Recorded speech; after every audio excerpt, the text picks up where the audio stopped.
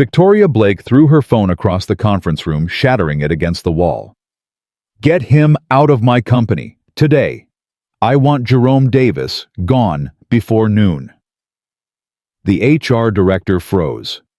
"Ma'am, we can't just fire him without—" "He took advantage of me. He carried me to my bedroom. He stayed the night in my apartment. What more evidence do you need?" But Victoria was lying, and she knew it, because the security footage told a different story entirely. A story of a single father who could have destroyed her reputation with one phone call, but chose honor instead. What happened next would expose every person in that building for who they really were. Comment your city below so I can see how far this story travels. Jerome Davis had been driving for Titan Innovations for 7 years. 7 years of early mornings and late nights. 7 years of keeping his mouth shut and his hands on the wheel. 7 years of watching executives climb over each other while he stayed exactly where he was, behind the wheel of a company car, invisible to everyone who mattered. He didn't mind invisible. Invisible meant safe. Invisible meant steady. Invisible meant he could pick up Maya from school every day at 3:15 and help her with homework and braid her hair before bed. Maya was 9 years old, smart as a whip, drew pictures constantly of him, of her teachers, of the world she saw through those big brown eyes that reminded him so much of her mother. Her mother who'd left 4 years ago. Who'd looked at Jerome one morning and said, "I can't do this anymore. I'm not built for this life." This life. As if raising a daughter with a man who loved her was some kind of prison. Jerome didn't argue, didn't beg, just watched her walk out the door and then sat Maya down and said, "Baby, Mama's got to go away for a while, but Daddy's here. Daddy's always going to be here." Maya had cried for 3 days. Then she drew a picture, 2 stick figures holding hands, one tall and brown, one smaller. "That's us, Daddy. We don't need anybody else." He'd kept that picture in his wallet ever since. Tonight was Titan's 10-year anniversary celebration. The whole company packed into a ballroom downtown.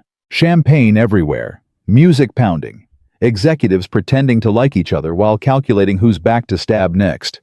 Jerome stood by his car in the parking garage checking his watch. 10:47 p.m. His mother was watching Maya tonight, but she had church in the morning. He needed to get home. His phone buzzed. Text from Margaret Victoria Blake's assistant. "Emergency. CEO needs a ride. She's in no condition to drive. Please come to the lobby immediately." Jerome stared at the message. Victoria Blake. The Ice Queen herself. 32 years old. Youngest CEO in Titan's history, beautiful in that sharp way that made men nervous. She'd built this company from her father's ashes after he died 3 years ago, turned a failing tech firm into a billion-dollar empire through sheer force of will. Everyone feared her. Everyone respected her. Nobody knew her. Jerome had driven her maybe 50 times. She'd never once looked at him directly. Never said thank you. Never acknowledged he existed beyond barking addresses at him. He should say no. Should go home to Maya. Should stay far away from whatever mess the Ice Queen had gotten herself into. But his mama's voice echoed in his head the same thing she'd told him every Sunday growing up in Detroit. When someone falls, you help them up. Don't matter who they are. Don't matter if they do the same for you. You help because that's who we are. Jerome pocketed his phone and headed for the lobby. He found Victoria slumped in a leather chair near the elevators, mascara smudged, designer dress wrinkled, champagne glass dangling from her fingers almost empty. Margaret hovered nearby, wringing her hands. "Thank God," she said when she saw Jerome. "I didn't know who else to call. She won't let anyone else near her." Jerome approached slowly. "Miss Blake." Victoria's head lifted. Her eyes were glassy, unfocused. She tried to stand and almost fell. "You," she said, pointing at him. "The driver. You're always so quiet. Why are you always so quiet?" "Just doing my job, ma'am." "Job." She laughed, but it came out bitter. Everyone's doing their job. That's all anyone ever does. Their job. Jerome looked at Margaret. How much has she had? A lot. More than I've ever seen her drink. Something happened during the speeches, I don't know what. She just started drinking and wouldn't stop. Victoria tried to take another sip from her glass. Jerome gently took it from her hand. Hey, she protested weakly. That's mine. You've had enough, ma'am. Let me take you home. Home. The word seemed to deflate her. What home? Empty penthouse. Empty bed. Empty life. She looked at him, then really looked at him, and Jerome saw something he'd never expected to see in Victoria Blake's eyes. Pain. Raw, unguarded pain. You think I'm a monster, don't you? No, ma'am. Everyone thinks I'm a monster. Cold Victoria. Ice Queen Victoria. Doesn't have feelings, doesn't have needs, doesn't have... Her voice cracked. Doesn't have anyone who gives a damn whether she lives or dies. That's not true. How would you know? The sharpness returned briefly, then faded just as fast. You don't know anything about me. Nobody does. Jerome held out his hand. I know you need to go home. I know you need rest, and I know standing here isn't helping either of us. She stared at his hand for a long moment. Then slowly she took it. Her grip was surprisingly strong, or maybe desperate was the better word. He helped her to her feet, steadied her when she swayed. Margaret tried to help, but Victoria waved her away. Just him, just the driver. At least he doesn't want anything from me. They made their way to the parking garage. Victoria leaned heavily on Jerome's arm, her heels clicking unevenly on the concrete. Someone in the shadows took a photo. Jerome saw the flash, but he didn't stop, didn't react, just kept moving. He got her into the back seat of the company car. She collapsed against the leather, eyes closing. Don't take me to the office, she murmured. Take me home. The penthouse. You know where. Yes, ma'am. Stop calling me ma'am. Makes me feel old. Yes, Miss Blake. Victoria. Her eyes opened, met his in the rearview mirror. My name is Victoria. Just once I want someone to see me as Victoria. Jerome started the car. Where to Victoria? She smiled just barely. Just for a second. Home. Take me home. Rain started falling halfway through the drive. Soft at first, then harder. The windshield wipers beat a steady rhythm. Jerome glanced in the mirror every few minutes, checking on her. She'd fallen asleep, face pressed against the window, breath fogging the glass. In sleep, the hardness melted away. She looked young, vulnerable, human. 20 minutes later, he pulled up to her building. High-rise penthouse doorman waiting under an awning, everything gleaming and expensive. Jerome parked, got out, opened her door. Victoria, we're here. No response. She was out cold. He tried again. Touched her shoulder gently. Victoria? Nothing. Jerome looked at the rain coming down, looked at the doorman watching, looked at this woman who'd never acknowledged his existence and now needed him more than she'd probably ever admit. He made a decision. He reached into the car and lifted her out. She was lighter than he expected, or maybe he was just used to carrying Maya when she fell asleep on the couch. The doorman's eyes went wide, but he didn't say anything. Just opened the door, then the elevator. Pressed the button for the penthouse. Is she? She's fine, Jerome said. Just needs rest. The elevator rose. Victoria stirred against his chest, murmured something he couldn't make out.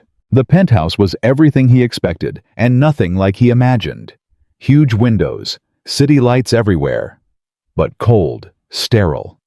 Like a museum nobody lived in. He found her bedroom, laid her down on the bed as gently as he could, removed her heels because they looked painful, pulled a blanket over her. He turned to leave. Her hand shot out, grabbed his wrist. Don't! Jerome froze. Her eyes were open, barely, tears tracking down her cheeks. Don't leave me. Please. Don't leave me like he did. Who? Everyone. They all leave. They all... Her grip tightened. Stay. Please. Just stay. Jerome looked at this woman, this powerful, feared, impossible woman crying in her bed, begging him not to leave. His mama's voice again. When someone falls, you help them up. I'll stay, he said. I'll be right outside. I won't leave. Her grip loosened, her eyes closed. Promise? I promise. He found a chair in the living room, sat down, pulled out his phone and texted his mother. Going to be late. Work emergency. Kiss Maya for me. His mother's response came fast. Everything okay, baby? Just helping someone who needs it. I'll explain tomorrow. That's my son. Raised you right. He put the phone away, stared out at the city lights, listened to the rain. Around 2 a.m. he checked on her. She was sleeping peacefully. He changed the water glass on her nightstand, left fresh aspirin beside it. Around 4 a.m. he made coffee, found bread, made toast, left it on a plate in case she woke up hungry. Around 6 a.m., exhaustion finally caught up with him. He sat on her couch, leaned back, closed his eyes. Just for a minute, he told himself. Just for a minute. He woke to sunlight streaming through the windows and a voice cutting through the silence. What the hell are you doing in my apartment? Jerome's eyes flew open. Victoria stood in the bedroom doorway, wearing a men's button-down shirt. His shirt. He realized the one he'd left in the bathroom when he'd cleaned up. Her hair was wild, her makeup smeared her expression murderous. Answer me, now! Jerome stood slowly, kept his hands visible. You were drunk last night. Your assistant called me to drive you home. You passed out in the car. I carried you inside. You carried me? Yes. Into my bedroom? Yes. And then you stayed, all night, in my apartment. You asked me to. Victoria's face went white. I did what? You grabbed my hand, asked me not to leave, said don't leave me like he did. So I stayed. I don't remember that. I figured you wouldn't. She looked at him, really looked at him the same way she had the night before. But this time, the vulnerability was gone, replaced by something harder, something protective. Did you touch me? Jerome didn't flinch, didn't react, just met her eyes and said no. How do I know that? You don't, but I'm telling you the truth. I carried you to your bed, took off your shoes, covered you with a blanket, and sat in your living room all night. That's all. Why should I believe you? Because I have a daughter, 9 years old. Everything I do thinking about what she'd think of me. What kind of man I want her to see when she looks at her father. Something flickered in Victoria's eyes. Recognition, maybe, or doubt. You could have called someone, could have left me at the door. You asked me to stay. So you just stayed. A man who makes $50,000 a year stayed in a billionaire's penthouse all night because she asked. I stayed because you needed help. That's all. Nobody does anything without wanting something in return. I'm sorry you believe that. The words hung between them. Victoria's expression shifted, not softer exactly, but less sharp, like a blade being sheathed. The shirt, she said, gesturing at herself. How did I? You got sick during the night. I heard you in the bathroom. Left a clean shirt on the counter. I didn't look. I waited in the living room until I heard you go back to bed. You expect me to believe that? I expect you to check your security footage. Every penthouse in this building has cameras. You'll see exactly what I did and didn't do. Victoria went still. You know about the cameras. I assumed. Building like this, security's tight. If you knew there were cameras, why didn't you? Do something wrong. Jerome shook his head. The cameras didn't change anything. I wasn't going to cross a line whether anyone was watching or not. Why? Because my daughter's watching. Whether she's in the room or not, she's watching. And I won't be the man who makes her ashamed. Victoria stood there, frozen, processing. The woman who commanded boardrooms and destroyed competitors couldn't seem to find words. Coffee's on the counter, Jerome said. Toast too. Aspirin's on your nightstand. He picked up his jacket from the chair. I'll see myself out. He was at the door when she spoke. Jerome? He stopped, turned. She hadn't called him by his name before, had probably never even bothered to learn it. "Thank you." The words came out rough, like they'd been dragged from somewhere deep. "You're welcome, Victoria." He left, took the elevator down, walked out of the building into morning sunlight. His phone buzzed. Text from Maya. "Daddy, when are you coming home? Grandma made pancakes, but I saved you some." Jerome smiled, typed back.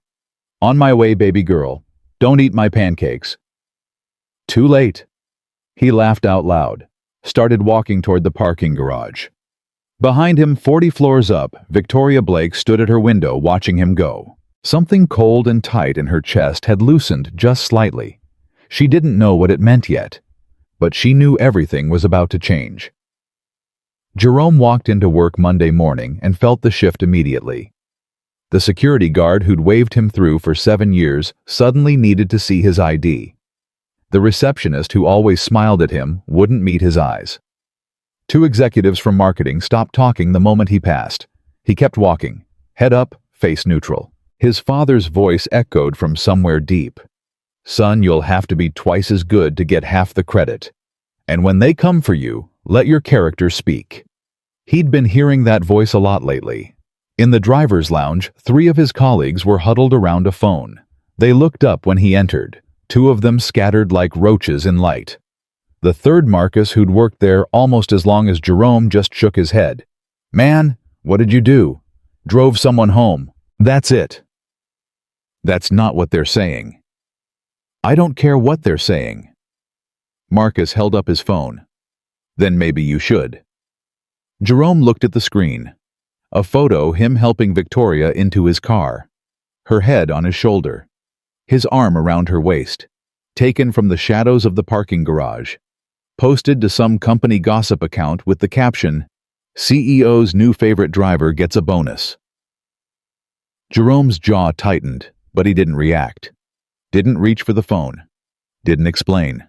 "This is bad, Jerome. People are talking. HR's been asking questions." "Let them ask."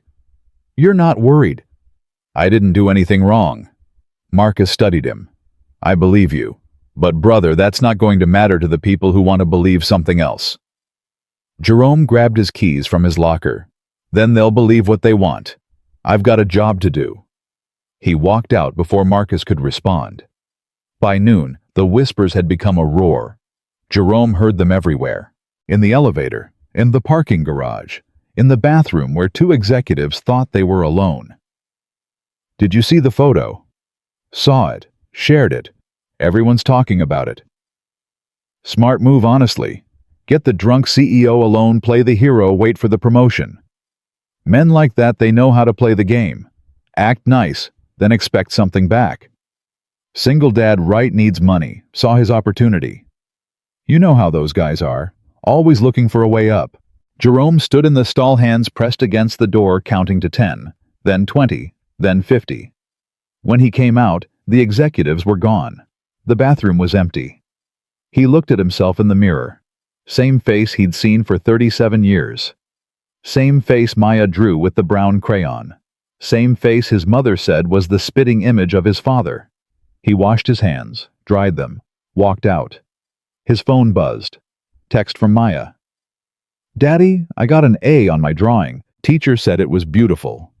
He smiled, despite everything, typed back. "That's my girl. What did you draw?" "You and me at the park. I'll show you tonight." "Can't wait, baby girl." He pocketed the phone. Kept walking. Around 2 p.m., Margaret found him in the garage. "Jerome, Ms. Blake wants to see you." "Now." "Immediately." He followed her to the executive elevator. The ride up took forever. Margaret wouldn't look at him, wouldn't speak. Her hands were shaking. "Margaret." "I can't say anything, Jerome. I'm sorry. I can't." The elevator opened. Jerome walked toward Victoria's office. The entire executive floor went silent as he passed. Every eye on him. Every whisper dying into nothing. He knocked on her door. "Enter." Victoria sat behind her desk.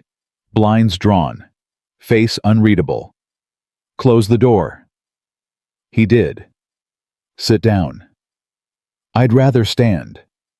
Her eyes flashed surprise, maybe at being contradicted. Then something like respect. "Fine. Stand." She gestured at her computer screen. "I've received 17 complaints about you in the last 6 hours. Inappropriate conduct, harassment, taking advantage of an intoxicated woman. The board is asking questions. HR wants you suspended pending investigation." Jerome said nothing.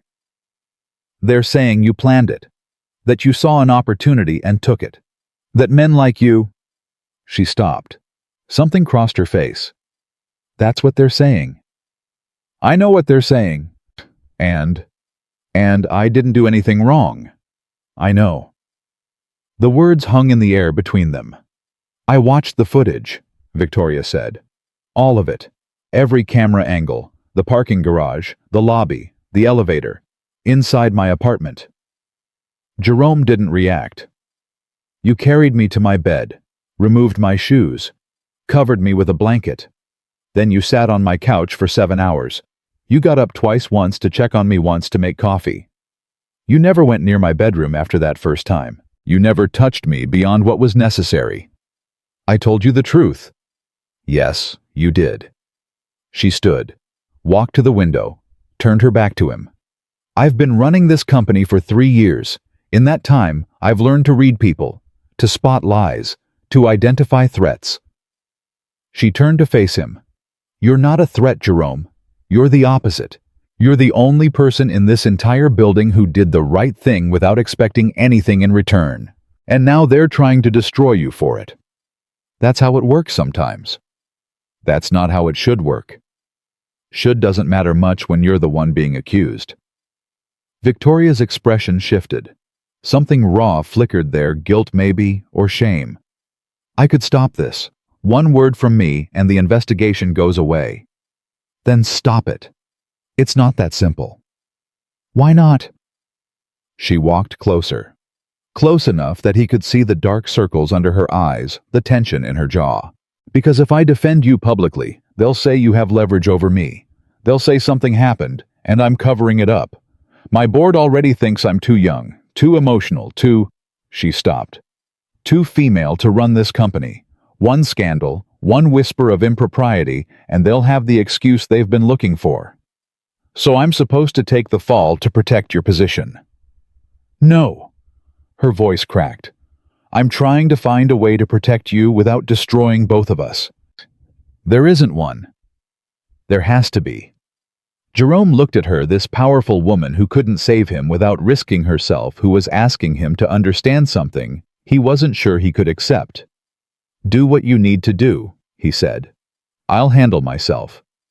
They'll destroy your reputation. They'll dig up everything. They'll make your life hell. My reputation is what I make it, what I do every day. What Maya sees when she looks at me. No one can take that unless I let them." Victoria's eyes glistened. "Why aren't you angry? Why aren't you demanding I fix this?" "Because demanding doesn't change anything. Because angry doesn't solve problems. Because I learned a long time ago that the only thing I can control is how I respond. Most men in your position would be threatening lawsuits by now. I'm not most men." She stared at him. Something broke in her expression, or maybe something healed. "No," she said quietly. "You're not." The suspension notice came that afternoon. "Driver Jerome Davis is hereby suspended from all duties pending investigation into alleged misconduct. Please surrender your company credentials and vacate the premises immediately." Jerome read it twice, folded it carefully, put it in his pocket. He didn't argue, didn't protest, just cleaned out his locker, turned in his keys, and walked out of the building he'd worked in for 7 years.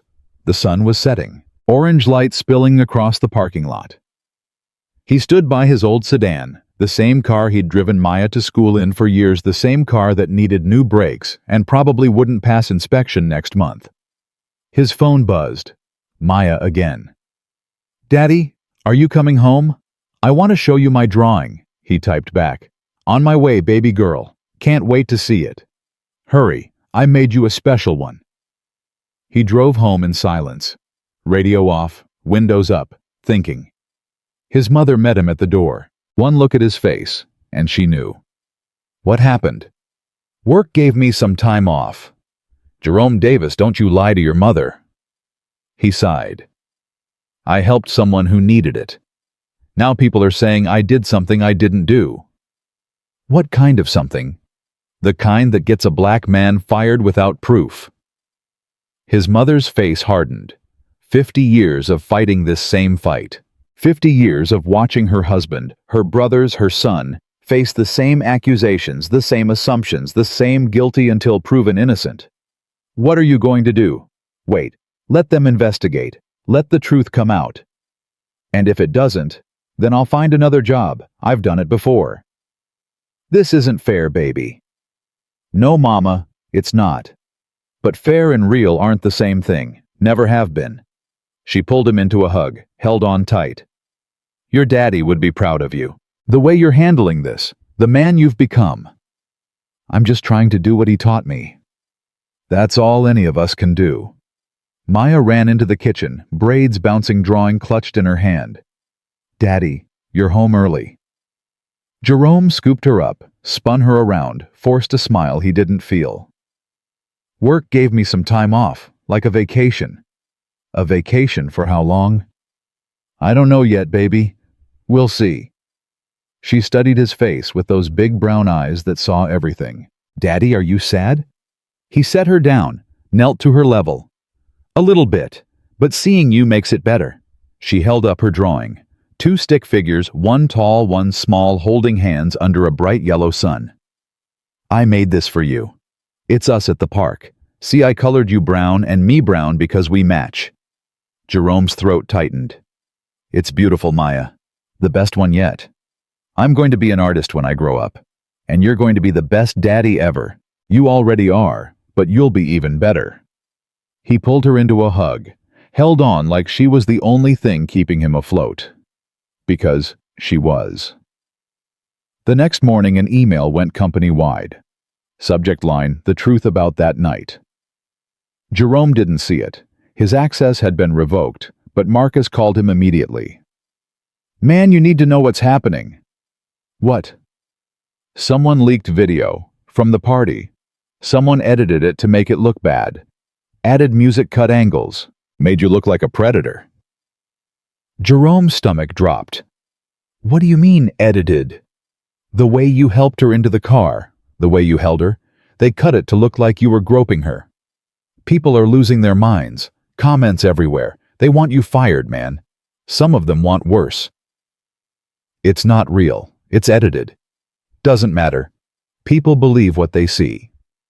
There's other footage. The full footage shows everything. Yeah, well, nobody's releasing that. And until someone does, you're guilty in everyone's eyes. Jerome hung up, sat in his living room surrounded by Maya's drawings, and felt the walls closing in. His mother appeared in the doorway. I heard the phone. What now? They're making it worse, spreading lies. What are you going to do? I don't know, Mama. For the first time, I don't know. She sat beside him, took his hand. Remember what Pastor Williams always says, the truth always finds its way to the light, but sometimes it needs help getting there. I can't help it. I don't have access to any footage. I don't have power over these people. You have something better. What's that? You have character, you have truth, and you have people who believe in you. She squeezed his hand. Sometimes the help comes from where you least expect it. You just have to be patient enough to wait for it. That Sunday, Jerome took Maya to church. Same church his mother had taken him to as a boy. Same wooden pews, same stained glass windows, same feeling of peace he'd never found anywhere else. Pastor Williams greeted him after the service. Heard about your troubles, son. News travels fast. Yes, sir. You keeping your head up? Trying to. That's all any of us can do. The pastor put a hand on Jerome's shoulder. Remember what Scripture says. The righteous may fall 7 times, but they rise again. You're going to rise, Jerome. I feel it in my bones. I appreciate that, Pastor. One more thing. The pastor leaned closer. God sees what people don't, and so does he show it, when the time is right. Jerome didn't know what that meant, but he filed it away, along with his mother's words, along with Maya's drawing, along with everything else that kept him standing. Monday came, then Tuesday, then Wednesday. No word from the company, no word from Victoria. Just silence and waiting and Maya's questions that got harder to answer. Daddy, why don't you go to work anymore? Daddy's taking a break, remember? But you seem sad. Are you still on vacation? Something like that, baby. When does it end? I don't know. Will you still pick me up from school? Always, no matter what. She hugged him tight. Good, because I don't want a different daddy picking me up. I want you. You've got me, forever. Promise. Promise. Wednesday night his phone rang. Unknown number. He almost didn't answer, almost let it go to voicemail. But something made him pick up. Jerome Davis. A pause. Then a voice he recognized immediately. Jerome. It's Victoria. His heart stopped. Don't hang up, please. I need to tell you something. I'm listening. Another pause, longer this time. I've been a coward. I've been sitting in my office watching what they're doing to you and telling myself there was nothing I could do. But that's not true. There's something I can do. Something I should have done from the beginning. What's that? Tell the truth, all of it. Show everyone what really happened. Why you said it would destroy you. Maybe it will. But watching them destroy you is destroying me faster. Her voice cracked. I watched the footage again tonight. Over and over. Watched you carry me to bed with more care than anyone's shown me in years. Watched you sit on that couch for 7 hours because I asked you not to leave. Watched you check on me, leave water, make coffee, clean up my mess. She took a shaky breath. And then I watched what they're doing to you. The edited video, the comments, the accusations. All because you did the right thing. That's not your fault. Yes, it is. I could have stopped it. I was just too scared. And now I'm more scared of what happens if I don't. Jerome stood in his kitchen, phone pressed to his ear, looking at Maya's drawings on the refrigerator. What are you going to do? What I should have done from the beginning. Show them who you really are. She hung up before he could respond. Jerome stared at his phone for a long time. Then he walked to Maya's room. Watched her sleep. Pulled the blanket up to her chin the way he always did. Whatever happens tomorrow, baby girl, he whispered, your daddy's going to be okay. He believed it. For the first time in days, he actually believed it. The email went out at 7:00 a.m. sharp. Mandatory all-hands meeting. Main auditorium. 9:00 a.m. No exceptions. 900 employees received it. 900 employees speculated about what it meant. She's going to fire him publicly. Make an example out of him. About time someone held these people accountable. I heard she's calling the police. This is going to be brutal. Jerome wasn't among those speculating. His company access was still revoked. He sat at his kitchen table drinking coffee, waiting for whatever was coming next. His phone buzzed. Text from Marcus. Turn on Channel 7. Now. Jerome walked to the living room, grabbed the remote, found the local news. A reporter stood outside Titan Innovations headquarters. We're following breaking developments at Titan Innovations this morning, where CEO Victoria Blake has called an emergency company-wide meeting amid allegations of misconduct involving a company driver, sources tell us. Jerome muted the TV. He didn't need to hear what the sources were saying. He'd been living it for a week. His mother appeared in the doorway. What's happening? I don't know, Mama, but something's about to change. Good change or bad change? I guess we'll find out. Maya came running down the stairs, backpack bouncing. Daddy, are you taking me to school today? Jerome looked at the TV, looked at his daughter, Made a decision. Absolutely, baby girl. Let's go. He drove her to school like any other morning, listened to her chatter about her friends, her art project, the boy who pulled her hair yesterday, and then apologized with a drawing of his own. He's not very good at drawing, Maya said seriously. But he tried. That's what matters, right? That's exactly right.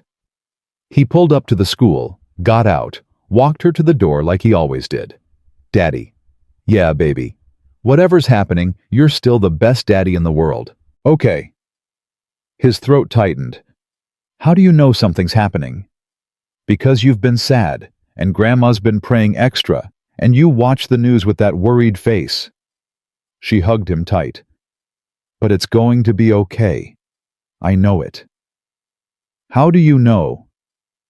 Because you're a good person, and good things happen to good people, eventually. Jerome held her an extra beat, then let go. Have a great day, baby girl. I will. Love you, Daddy. Love you more. She ran inside without looking back. Jerome stood there for a moment, watching her disappear into the building. Then he got in his car and drove not home, but toward downtown, toward Titan headquarters, toward whatever was waiting for him. He parked across the street at 8:45, watched employees stream into the building, watched the news vans multiply, watched security guards turn away reporters at the door. At 9:00, his phone rang. Victoria's number. Where are you? Across the street. Come inside. My access is revoked. Not anymore. I just fixed it. Front door. They're expecting you. What's happening? Justice. Her voice was steady but tight. Something that should have happened a week ago. She hung up. Jerome got out of his car, walked across the street. The security guard at the front desk looked at him with something like recognition, maybe respect, maybe pity, hard to tell. Mr. Davis, you're cleared. Main auditorium. Thank you. He walked through the lobby he'd walked through 1,000 times. Same floors, same walls, same elevator. But everything felt different. The auditorium was packed. 900 employees crammed into seats, standing along walls, spilling into aisles. Every department, every level, every face turned toward the stage. Jerome slipped in through the back door, found a spot against the wall, tried to stay invisible. There he is. That's him? Can't believe he showed up. Takes guts, I'll give him that.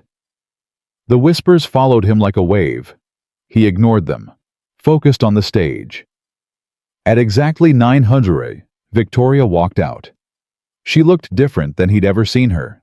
No designer suit, no power heels. Just a simple black dress and flat shoes. Her hair was down something she never allowed at work. Her face was pale but determined. She stood at the podium, looked out at the sea of faces. Let the silence build. 3 days ago, you all formed opinions about what happened at our anniversary party. Her voice was calm, measured, controlled. You saw a photo. You made assumptions. You judged a man without knowing the full story, without asking questions, without caring about the truth. She clicked a remote. The large screen behind her lit up. This is the full story. The footage began. First the parking garage, Jerome helping Victoria to his car. Unedited, unaltered, clear and unmistakable. His hands never strayed, his movements never inappropriate. He helped her into the back seat with the same care he'd use with his own daughter. That's real, someone whispered. Look at how careful he is. The footage continued. The lobby, the elevator, inside Victoria's penthouse. Jerome carrying her to the bedroom, removing her shoes, covering her with a blanket, turning to leave. Then her hand shooting out, grabbing his wrist. The audio came through clearly. Don't leave me, please. Don't leave me like he did. And Jerome's response. I'll stay. I'll be right outside. I won't leave. The auditorium was silent, completely silent. The footage kept playing. Jerome sitting on the couch, checking his phone, texting someone, his mother probably, looking out at the city lights. 2:00 a.m., getting up, checking on Victoria, changing her water, leaving quietly. 4:00 a.m., still on the couch, still waiting. 6:00 a.m., making coffee, cleaning up broken glass, washing dishes. When the footage finally ended, Victoria spoke again. While you were judging him, Jerome Davis was being the kind of man this company claims to value but rarely recognizes. She paused. Let the words sink in. He didn't defend himself, didn't fight back, didn't demand fairness. He took your accusations, your whispers, your judgment, and he stayed silent, because that's who he is. She reached into her jacket pocket. This is not a termination letter. She held up an envelope. It's a promotion. Gasps rippled through the crowd. Effective immediately, Jerome Davis is Titan Innovation's new Director of Professional Standards and Ethics. His job will be to train every single person in this company on what integrity actually looks like. She looked directly into the audience. Because clearly we need it. Someone in the back started clapping, slowly at first, then others joined. The applause built louder, stronger, real. But Victoria wasn't done. And for those of you who filed false complaints, spread rumors, or participated in character assassination, the applause stopped cold. HR will be contacting you individually. Your actions violated our code of conduct. They violated basic human decency. And they will have consequences. She let that hang in the air. This company was built on innovation and respect, not gossip and assumptions. I forgot that for a moment. I let fear of what people might think stop me from doing what was right. Her voice cracked. I won't make that mistake again. She turned off the screen. Meeting adjourned. The crowd sat in stunned silence. Then slowly people began to move, to stand, to file out. But Jerome didn't move. Couldn't move. He stood against the back wall trying to process what had just happened. Victoria found him there 10 minutes later. The auditorium had emptied. Just the two of them now. You're still here. I don't know where else to go. She walked closer, stopped a few feet away. I should have done that a week ago. The moment they started attacking you. I should have... You did it now. That's what matters. Is it enough to make up for what you went through? Jerome looked at her. Really looked at her. My grandmother used to say something at Sunday dinner. Do right even when it costs you. God sees what people don't. He paused. You did right. It cost you. I could see it on your face up there, but you did it anyway. I was terrified. I know. The board is going to have questions. The media is going to twist this into something it's not. My investors are going to panic. Probably. And you're standing there looking at me like none of that matters. Because it doesn't. Not to me. He took a breath. You told the truth. You defended someone who couldn't defend himself. That's more than most people would do. Victoria's eyes glistened. Why aren't you angry at me for waiting so long? Because I understand fear. I understand what it costs to fight it. And I understand that not everyone has someone in their corner teaching them how. Who taught you? My mama, my daddy before he passed, my grandmother, my pastor. He smiled slightly. And my daughter. She's 9 years old and she already knows more about courage than most adults. Victoria was quiet for a long moment. I've never had that. People in my corner. People who taught me what mattered beyond profit margins and board meetings. It's not too late to learn. From who? Jerome didn't answer. Didn't need to. Victoria's assistant appeared in the doorway. Ma'am, the board is calling an emergency session. They want answers about the meeting. Victoria's jaw tightened. Tell them I'll be there in 10 minutes. Yes, ma'am. The assistant disappeared. Victoria turned back to Jerome. I have to go fight for my job now, because of what I just did. Was it worth it? She looked at him. Really looked at him. Yes. For the first time in 3 years, I did something that was actually worth it. She started toward the door, then stopped. Jerome? Yeah. Your new office is on the executive floor. Glass walls, city view. Everything your daughter probably dreams about. She dreams about simpler things. Like what? Like her daddy coming home. Like holding hands at the park. like being together. Something shifted in Victoria's face. Something soft. Something real. Then make sure you come home every night. That's an order from your CEO. She walked out before he could respond. Jerome stood alone in the empty auditorium. Let the silence wash over him. Let the weight of the morning finally settle. Then he pulled out his phone, called his mother. Mama. Baby. What happened? I've been watching the news. I got a promotion. Silence. Then, what?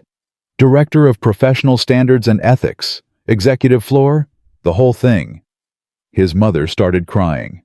Not soft crying, the deep heaving sobs of someone who'd been holding her breath for a week. Oh, thank God. Thank God. It's okay, Mama. It's all going to be okay. I knew it.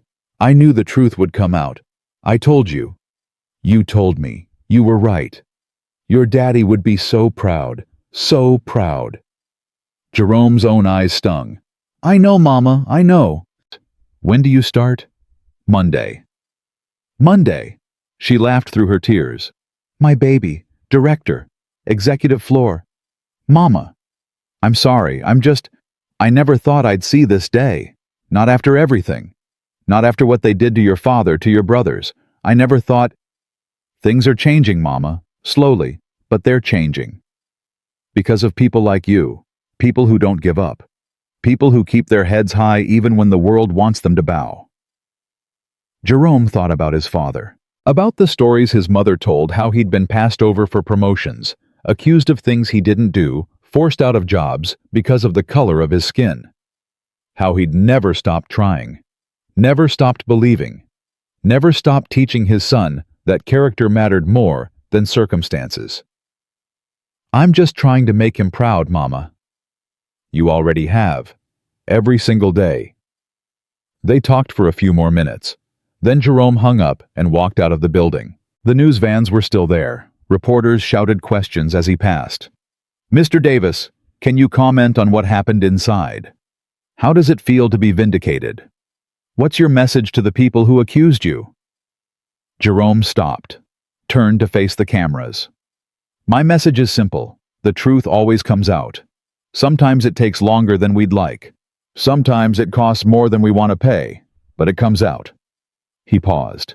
And to anyone going through something similar, anyone being accused of things they didn't do, being judged, before anyone asks questions, keep your head up. Your character is your own. Nobody can take it unless you let them. He got in his car and drove away. That night, he picked Maya up from school like nothing had changed. She ran to him with the same joy she always did. Daddy, how was your day? The best day, baby girl, the absolute best. Are you still on vacation? Not anymore. Daddy got a new job. A new job at the same place. Same place, better job. What kind of job? I'm going to teach people how to be good to each other, how to be honest and fair and kind. Maya grinned. That's easy. You already know how to do all that stuff. That's why they picked me. Because you're the best daddy, and now you're going to be the best teacher. He laughed, lifted her up, spun her around.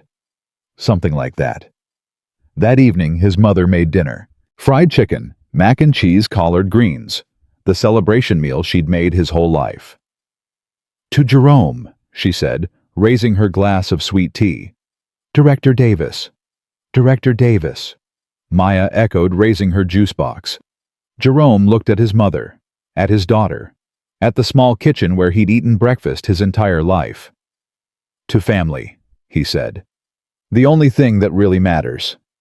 They ate together, laughed together, told stories about Jerome's father, about his grandmother, about all the people who'd come before, and built the foundation he was standing on. Later, after Maya was in bed, his mother found him on the porch. You did good today. I didn't do anything. Victoria did everything. You did something most people never learn to do. She sat beside him. You waited. You trusted. You didn't let the anger eat you up. Plenty of anger, Mama. Just didn't let it show. That's wisdom, baby. That's what your daddy had. what his daddy had before him. Jerome looked up at the stars. I keep thinking about what could have happened if she hadn't shown the footage, if she hadn't had the courage. But she did. This time. What about next time? What about the next man who doesn't have a Victoria Blake to save him? His mother was quiet for a moment. That's why you took the job, isn't it? To make sure there's less next times. Maybe. Or maybe I just want to build something Maya can be proud of. She's already proud. I want her to stay that way. His mother took his hand, held it tight. She will. Because you're going to show her and everyone else what it looks like when a good man refuses to be broken. Jerome squeezed back. I'm going to try, Mama. Every single day. I'm going to try. Monday morning, Jerome walked into Titan Innovations through the front door. Not the service entrance. Not the parking garage elevator. The front door like every other executive. The security guard nodded. Good morning, Director Davis. Director Davis. He was still getting used to the sound of it. Good morning, Carl. Big day ahead? Every day's big now. He took the main elevator to the executive floor, stepped out into a hallway he'd never walked before, at least not without pushing a luggage cart or carrying someone's bags. His new office was at the end of the corridor. Glass walls. City view. Everything Maya would dream about, Victoria had said. She'd been right. Jerome stood in the doorway taking it in. A mahogany desk, leather chairs, a view that stretched for miles. His name on a brass plate by the door. Jerome Davis, Director of Professional Standards and Ethics. He reached into his bag, pulled out a frame. Maya's drawing the stick figures holding hands, him colored brown, her smaller, beside him. He hung it on the wall behind his desk. Centered, eye level. The first thing anyone would see when they walked in. A knock on the glass made him turn. Margaret stood there, tablet in hand, looking uncertain. Mr. Davis, I'm supposed to give you your schedule. Margaret, come in. She stepped inside hesitantly. Wouldn't meet his eyes. Your first meeting is at 9. HR overview. Then 10 o'clock budget review. 11 department heads. Lunch with the board at noon. Margaret. She stopped. Sit down. She sat. Still wouldn't look at him. You knew, Jerome said. That night. You knew the truth about what happened. Her face crumpled. I wanted to say something. I wanted to defend you. But they said they told me if I contradicted the official story I'd be fired. I have 2 kids, Mr. Davis. I couldn't. I'm not angry at you. She looked up shocked. What? You were scared. You were protecting your family, I understand that. Tears streamed down her face. But you were innocent. They destroyed your reputation and I stood there. I let it happen. You didn't let anything happen. You survived. That's what people do when they don't have power. That doesn't make it right. No, it doesn't. Jerome leaned forward. But now we have a chance to make things different. I can't do this job alone. I need people who understand what it's like to be afraid of speaking up. People who know how the silence works. Margaret wiped her eyes. You want me to help you? I want you to be my assistant, officially. Same salary you're making now, but you report to me instead of the executive pool. Why after everything? Because you came to me first, that night at the party. You could have left Victoria in that chair, could have walked away. But you found me. You asked for help. That tells me something about who you are underneath the fear. Margaret stared at him. I don't know what to say. Say yes. Then help me change this place. She took a breath, steadied herself. Yes. Okay. Yes.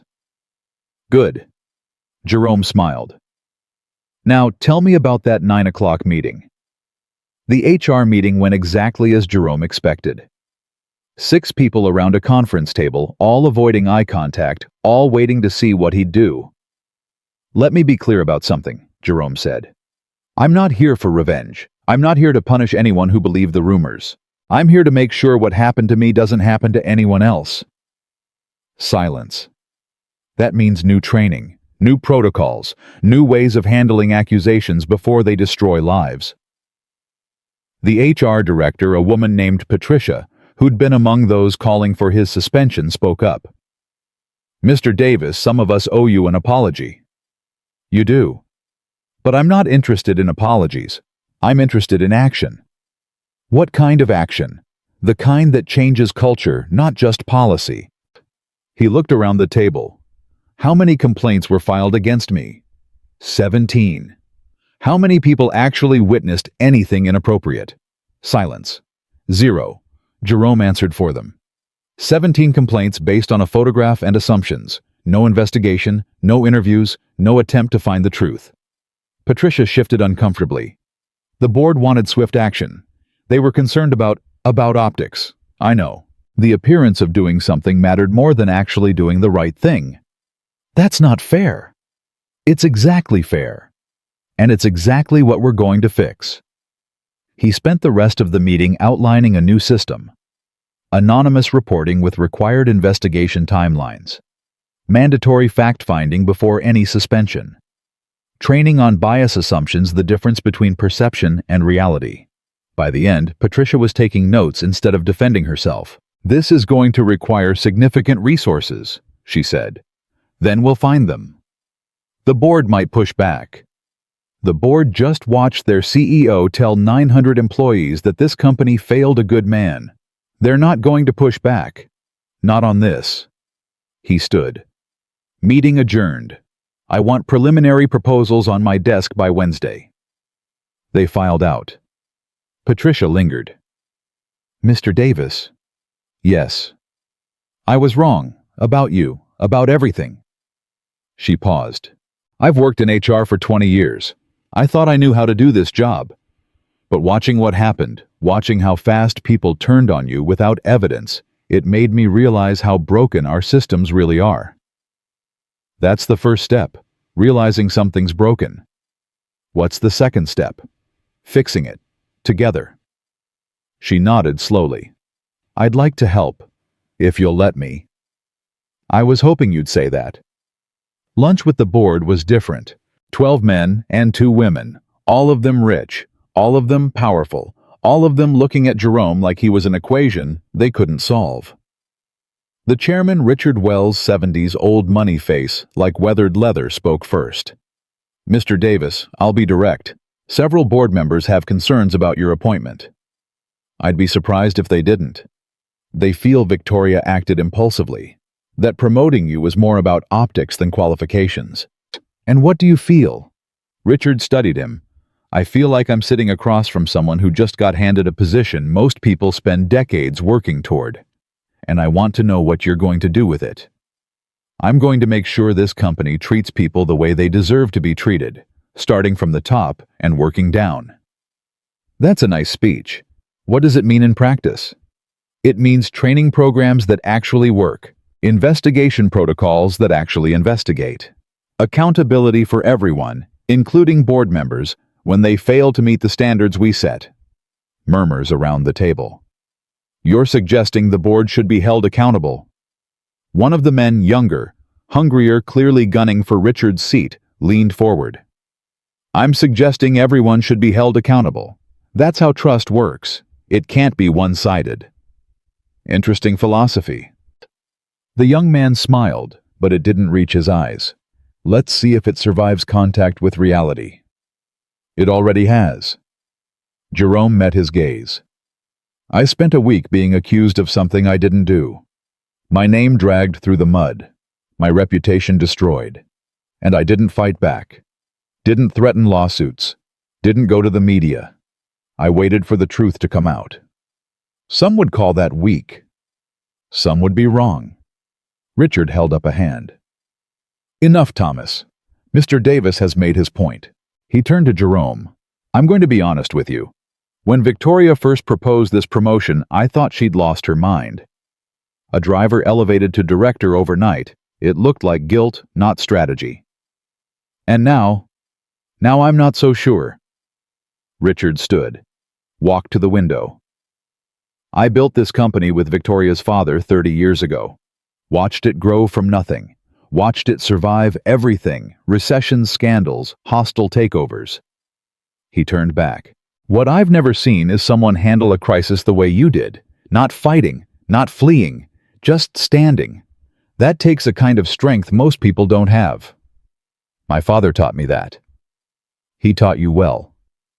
Richard returned to his seat. You have 6 months to prove Victoria made the right call. 6 months to implement your program, show results, change the culture. After that, we reassess. Fair enough? One more thing. Richard's eyes narrowed. Don't let the power change you. I've seen it happen too many times. Good men get a taste of authority and forget who they were. With respect, sir, I've got a 9-year-old daughter who reminds me every day exactly who I am. Power doesn't change that. Richard smiled, the first genuine smile Jerome had seen from him. I'm going to enjoy watching you work, Mr. Davis. The meeting ended. The board filed out. Thomas, the young one, stopped at Jerome's elbow. 6 months isn't very long. It's long enough. You're confident. I'm determined. There's a difference. Thomas laughed, but there was no warmth in it. We'll see. He walked away. Jerome watched him go, filed the interaction away. He'd dealt with men like Thomas his whole life. Men who saw threat instead of opportunity. Men who protected their territory instead of growing it. They weren't the enemy. They were just scared. And scared people could be reached if you had enough patience. That evening, Jerome picked Maya up from school. Daddy, you look tired. Long day, baby girl? Good long or bad long? Good long, lots of meetings, lots of talking. Did you teach people how to be nice? He laughed. I started to. It's going to take a while. That's okay. Grandma says the best things take time. Your grandma's a smart woman. They drove home, Maya chattering about her day, the art project she was working on, the friend who shared her lunch, the teacher who told her she had talent. She said I should keep practicing, that maybe one day I could be a real artist. You're already a real artist, baby. Not like the ones in museums. Better. The ones in museums are dead. You're alive and making beautiful things right now. Maya giggled.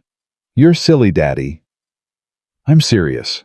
Your drawings are my favorite things in the whole world. Even better than your new office.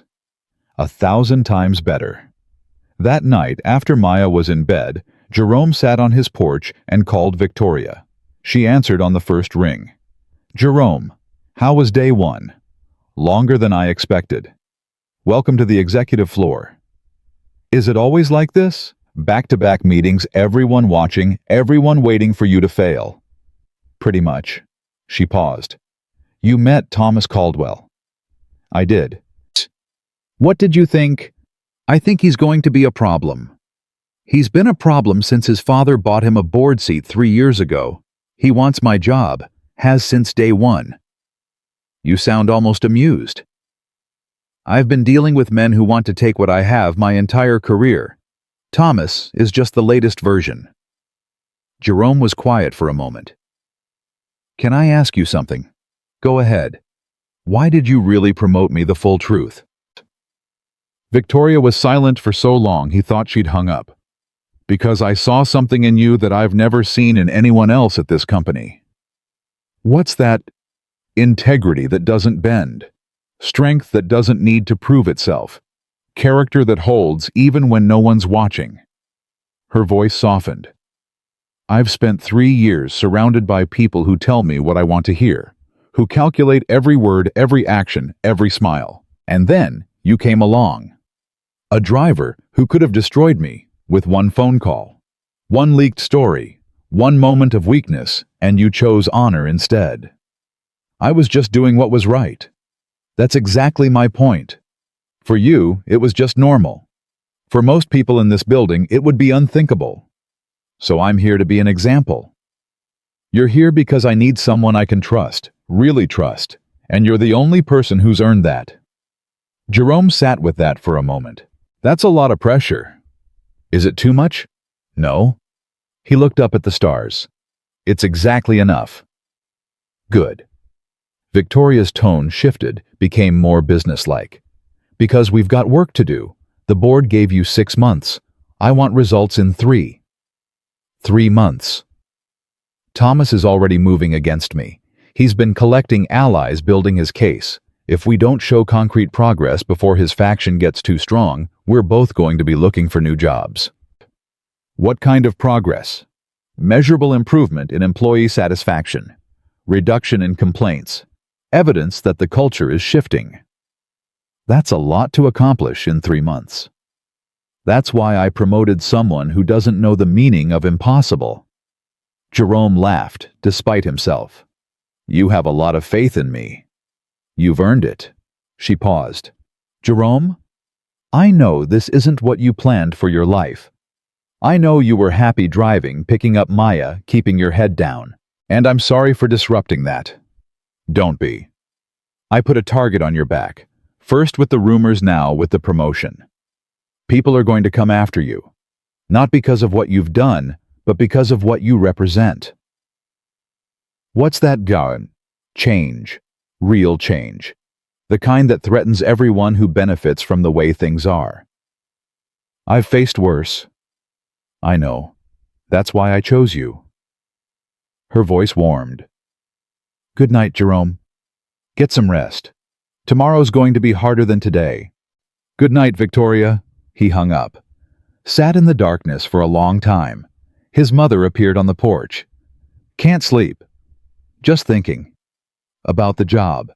About everything. The pressure, the expectations, the people who want me to fail. She sat beside him. You know what your daddy used to say when things got hard? What? The mountain doesn't move because you're climbing it, but you keep climbing anyway. I remember. He climbed his whole life, never reached the top, but he got higher than anyone thought he could. She took his hand. Now you're climbing even higher, and I know it's scary, but you're ready. How do you know? Because I raised you. Because I watched you become the man you are. Because every time life knocked you down, you got back up stronger. She squeezed his hand. You're going to be fine, baby. Better than fine.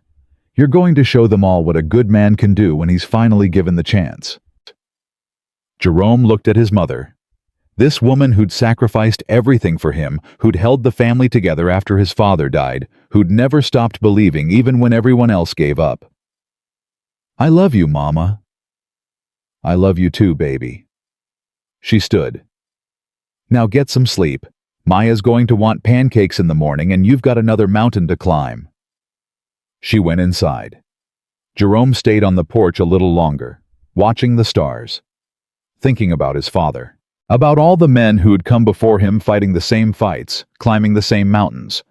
They'd gotten him this far. Now it was his turn to climb higher.